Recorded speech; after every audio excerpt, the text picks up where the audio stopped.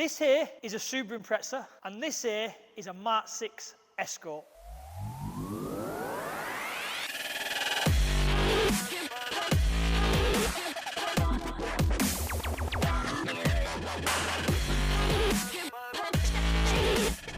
Welcome back to another video. This one is exciting, and the reason why I say that is you go through the comments of the previous videos of Floorpan swaps. A lot of people do not appreciate what's involved in them. So this one is going to show you exactly what's involved. So let me introduce this. This here is a Subaru Impreza, and this here is a MK6 Escort, and it's having the Floorpan swap. So let's get into it. Let's get started.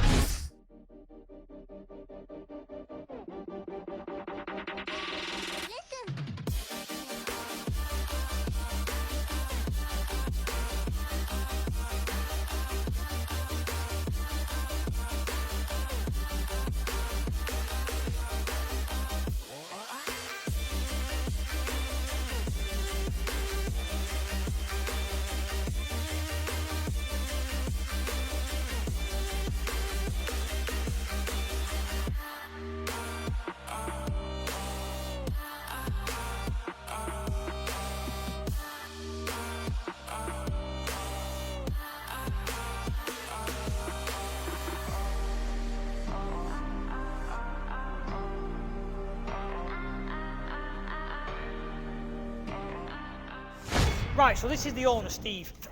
Why have we gone from a Subaru to an Escort? So the idea with this is we looked at different ways to do this. We had a 1.3 Escort sat there. We looked at, do we put a 2 litre Z-Tech in it? Do we leave it as a 1.3? Or do we go radical? There was the option. I've looked through all the books, I've done all the research everyone else does. We could have mounted this into the original chassis legs. We could have drilled the chassis legs, inserts, all the rest of it, mounted subframes. Then we've got to then work out the heights of the strut top. We've got to then put a tunnel into it. We've got to then mount the back end. It's a lot more work, and it still ain't going to drive as well as a Subaru. Every pickup point's there for it. All the hard work's been done by Subaru. It is a lot of work to cut the chassis off and put this on, but how can I put it? So let's say in 6 months' time you go, let's go balls out and go 1 million horsepower. You can just ring up somewhere like Roger Clark and say, send me the parts, and it fits on the shelf. What we like with this is, it looks, well, like how it looks at the moment, but this will drive like a Subaru. They drive 1,000,000 times better than a Ford Escort. No power steering, you know, it had no ABS, so it'd be hard work with big wheels and all the rest of it, whereas this should drive nice.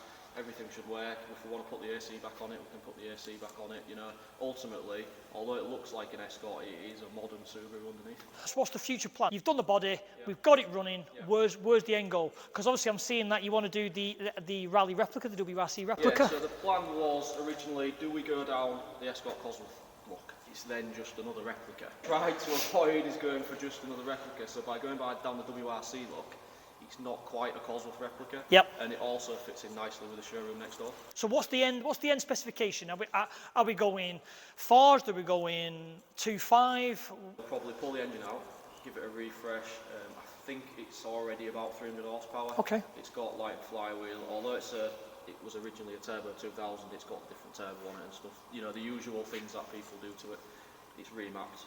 We'll stick with that at the moment. That's enough to go. Ultimately, this was built to go to Tesco's, so that's what it'll do to start with. Then it might evolve into something else, but at the moment, quite a basic spec, something easy to maintain, easy to live with, general everyday car. Outstanding. Like that.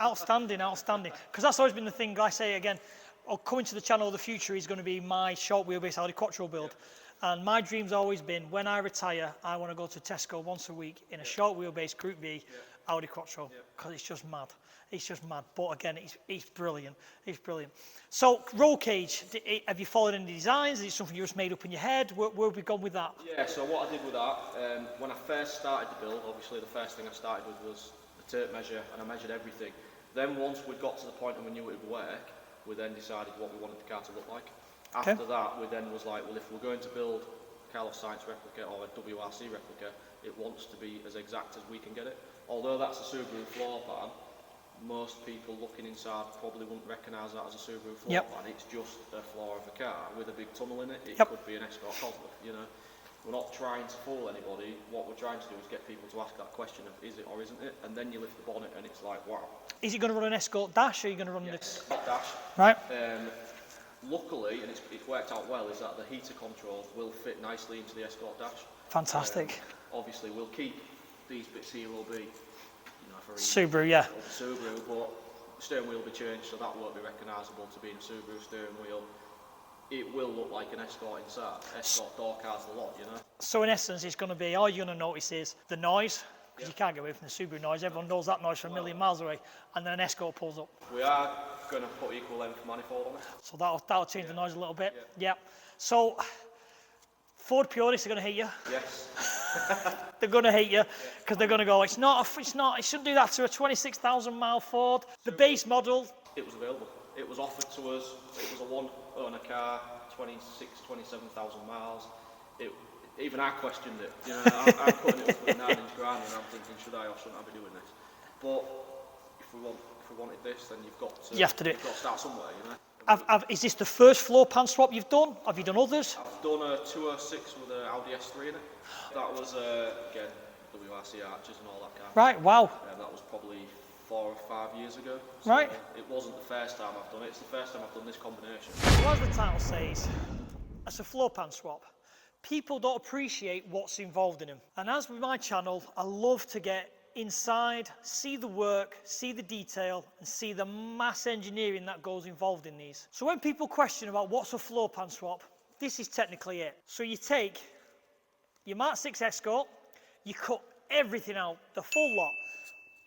As you can see, everything's put out. And then basically, I say basically, many hours later, you chop your Subaru shell off, and then you slide it over the top, reinforce it, and stitch it all together. So this is a Subaru WRX. Again, probably back in the day when this was bought, it was probably 500 quid. Nowadays they've gone up, but hey, sacrifice the car for the beautiful job in the future.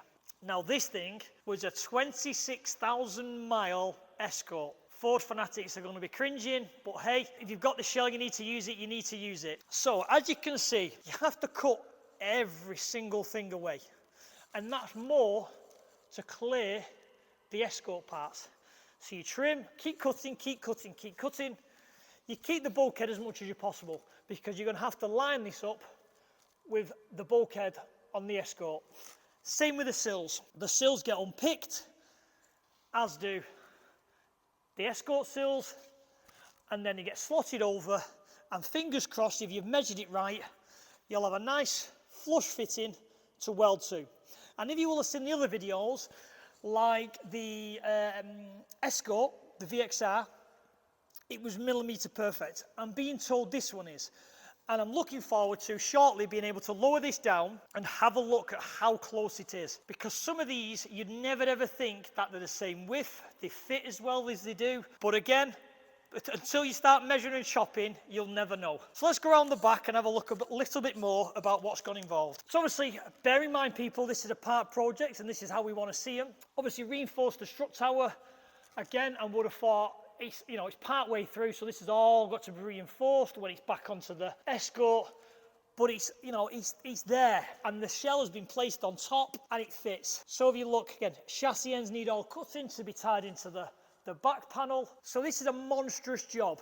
It would be a lot easier just to fit the Subaru engine into the Escort, but again, to do it right and to do it as it should be, to keep the all-wheel drive system, this is the right way of doing it. And then the good thing is, if something breaks, just a stock Subaru shaft or stock Subaru subframe, there's not a lot of one-off fabricated parts that you have to redesign, re-engineer, and to maintain the car. And as with every Subaru, they rot away.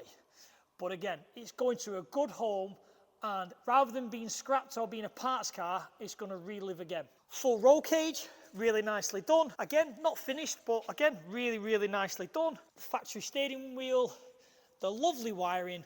Now, wiring's always something that a lot of people get scared about, but on the flip side is, it's just factory. So technically, you can just run the wires where they should go in the car, and you can plug into the ODB, use factory clocks. Everything on that side is factory. So on the principle of the time it takes to cut the body off and make the other body, it can save time in the future not having to refabricate stuff to make it work. So let's get the body down and let's see how close this fits.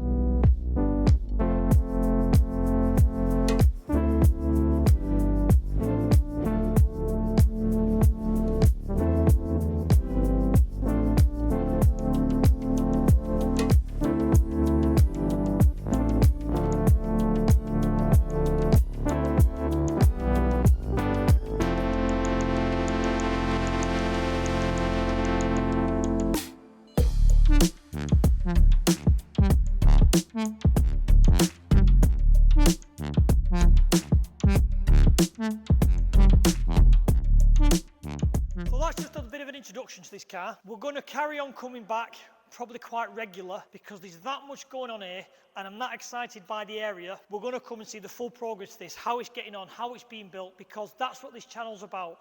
This channel's about getting inside the fabrication, seeing how these cars are built and getting into other people's projects and really getting excited about them. So this one is going to be something very interesting and I can already see some of the fabrication work is pretty damn good. Keep watching, you'll see more of this, more of the workshop, more crazy builds. We'll see you on the next one.